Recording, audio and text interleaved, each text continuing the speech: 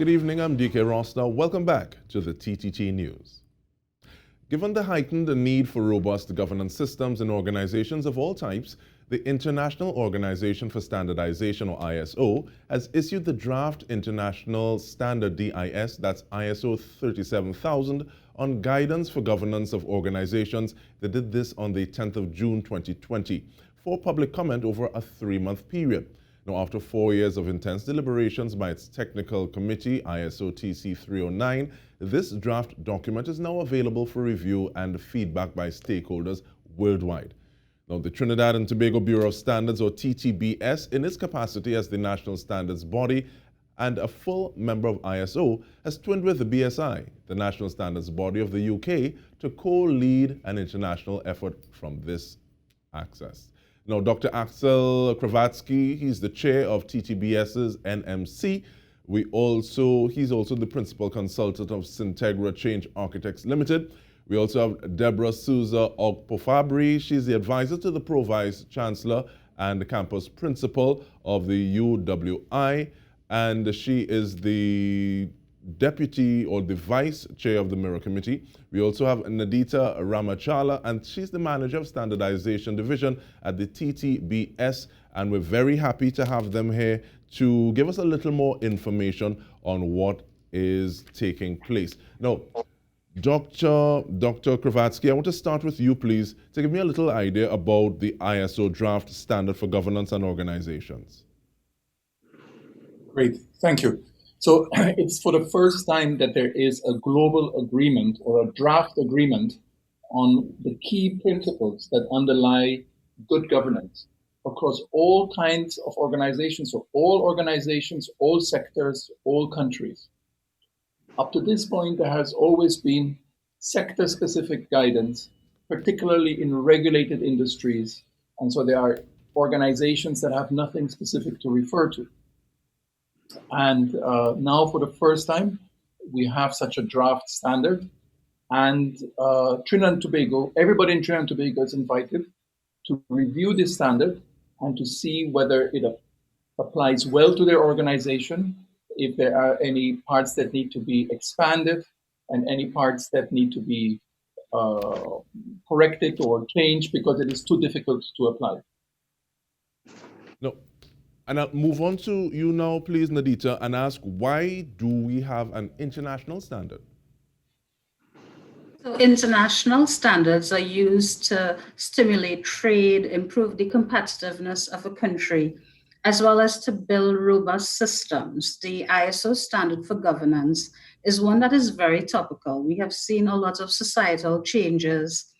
There is the need for international comparison against international benchmarks. And we need to ensure that the systems are built on certain principles: accountability, transparency, ethical behavior, stewardship, respond to environmental and social challenges.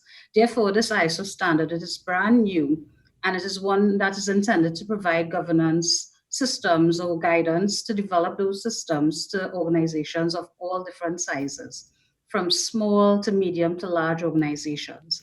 So the core principles of these standards dealing with data, risk management, sustainability, the organization's purpose, how to create value and bring benefits to different stakeholders within the process is critical.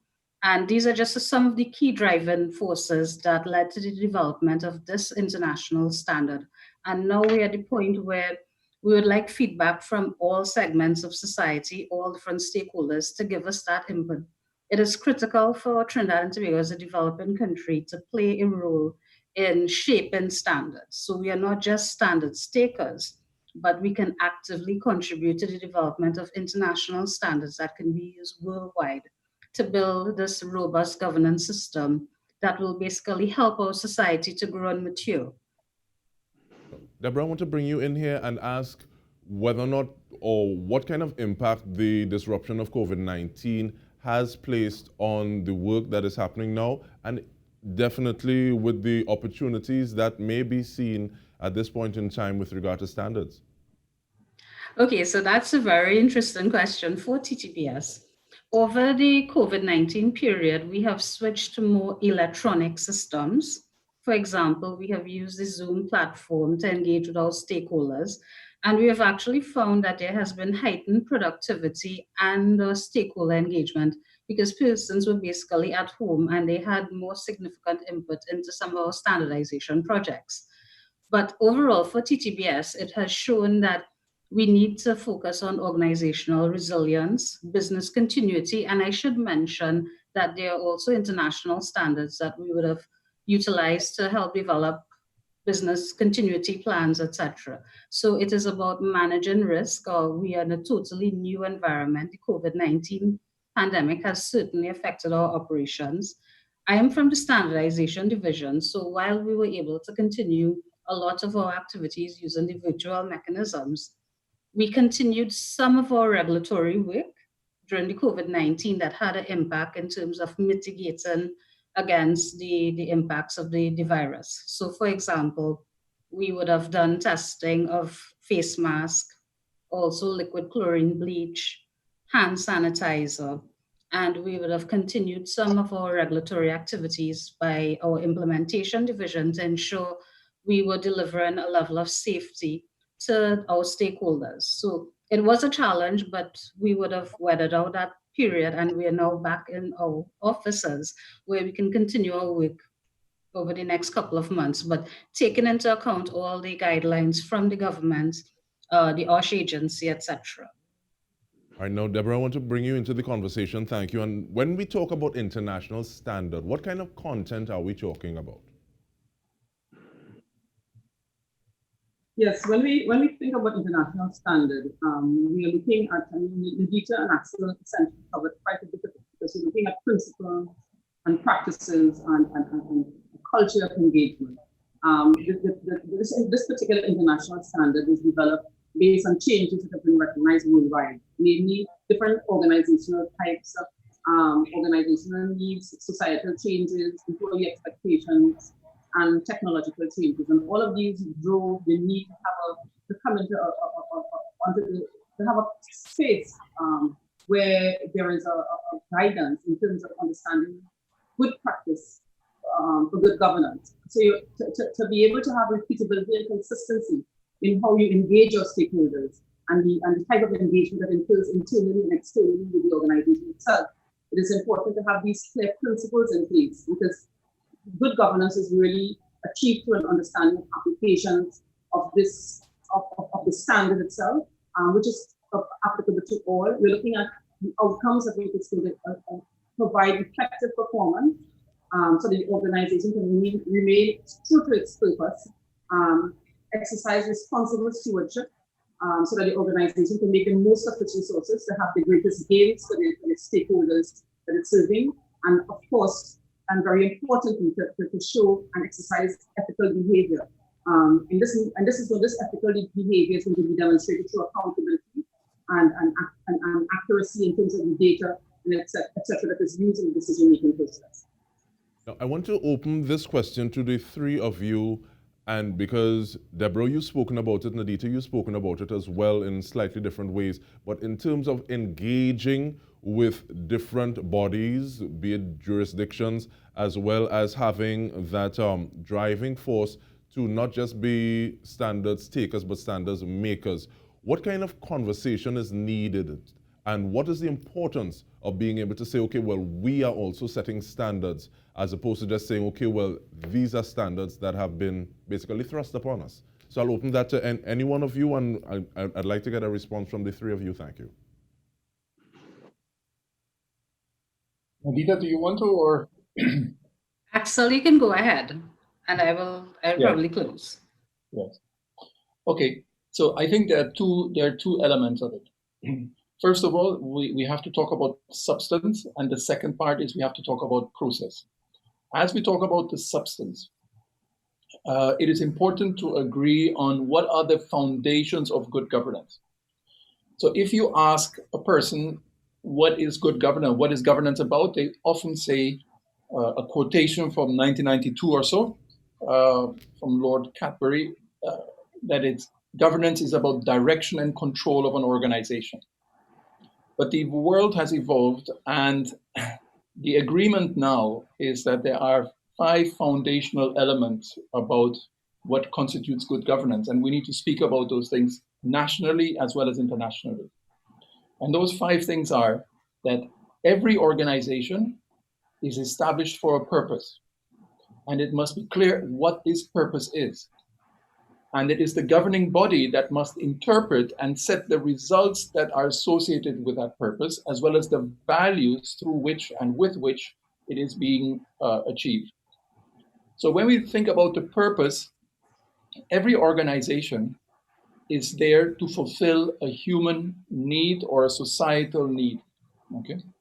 And every organization needs to articulate what this need is, and it needs to produce results in relation to fulfilling that need, but it should not profit from damaging and creating damage in the society, because that is not part of its purpose.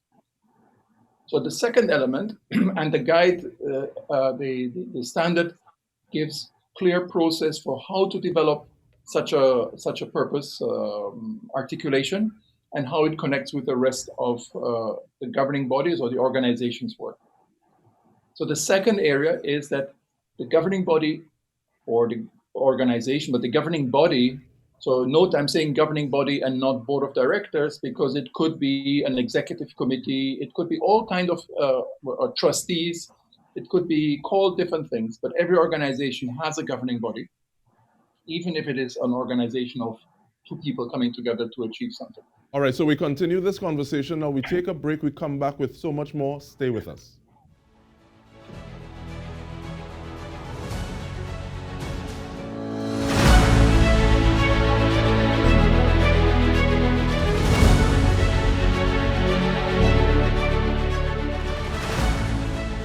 Welcome back to this conversation with Dr. Axel Kravatzky, Deborah Souza, Okpofabri, as well as Nadita Ramachala, and we are talking about standards. Now, where we took the break, we were talking about the need for being able to create standards as well as just receiving standards and having to comply. So, Deborah, I'll ask you to give me your take on that as well. Thank you. Before we go to Nadita.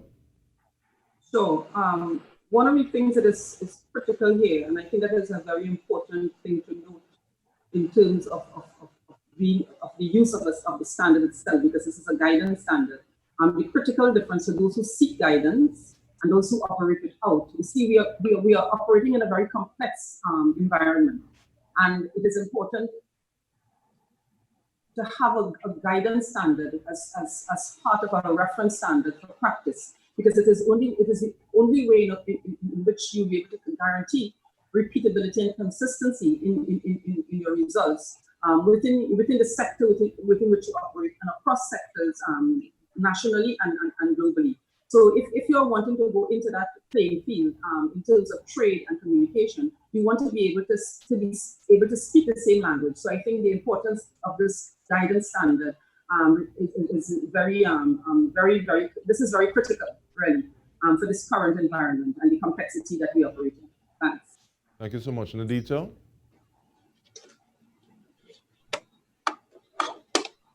Nadita, I'll take your view on this. Thank you.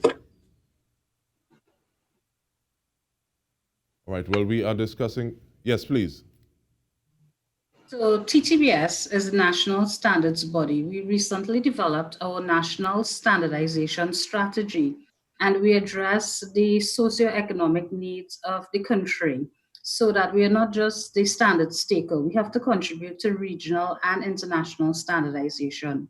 We are the facilitators of the process, so we are a full member of ISO. We also represent Trinidad and Tobago's interests at the CARICOM Regional Organization for Standards and Quality. And this is the opportunity for all our stakeholders to get involved.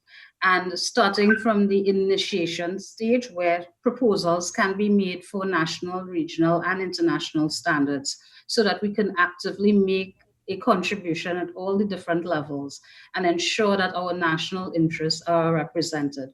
We invite all stakeholders to participate in our technical committees that develop standards. And we also invite experts to participate within the international standardization community.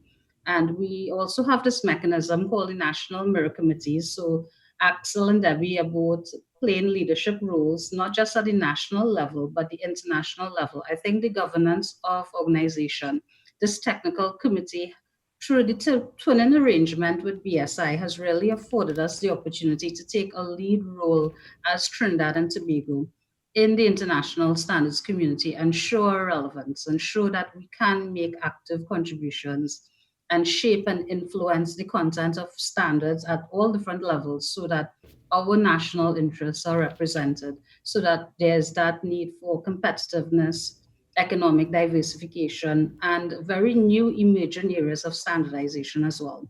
Governance of organizations, circular economy, renewable and energy efficiency, contributing to the UN Sustainable Development Goals.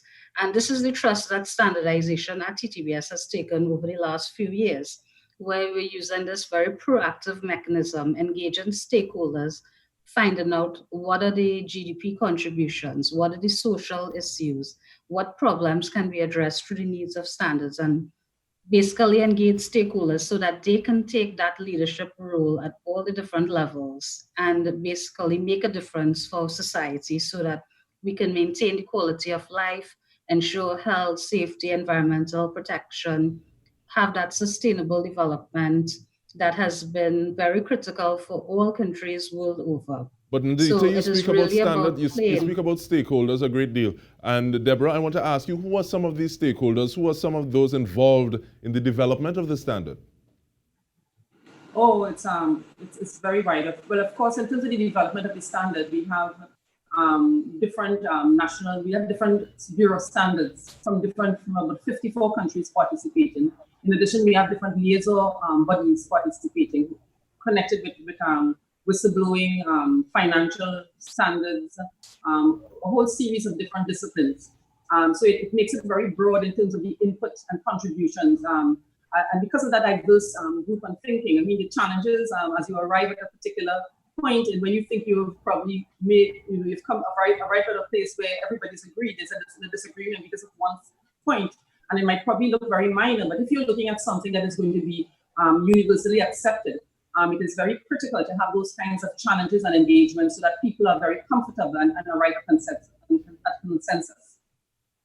Now, Axel, I want to ask, how do stakeholders get involved? Because it's one thing to say, okay, well, this is going on, but in terms of saying, okay, well, I want to be a part of it so that my views are represented and the final product resembles something that resonates with me. So how do stakeholders get involved, Axel? Yes. The first thing they should do is they should go to the TTPS website, go ttps.com, and they register there for the free webinar that we have on Tuesday from 10 to 12. They will be able to receive the actual draft international standards on governance as well as whistleblowing. And in the webinar, we explain all the standards, we answer all questions, and all stakeholders are then invited to make written contributions that will then be discussed at the national level and subsequently at the international level. So the reason it's called mirror is because at the national level, we're mirroring the international process. We're establishing a national consensus that then is represented at the international level. And this happens at in 164 countries at present. And we're looking at academia, small business, large business, state enterprises, state public bodies, non-profit organizations, community-based organizations, energy sector, trade, creative sector, all the different sectors who have a stake in the society are invited to participate.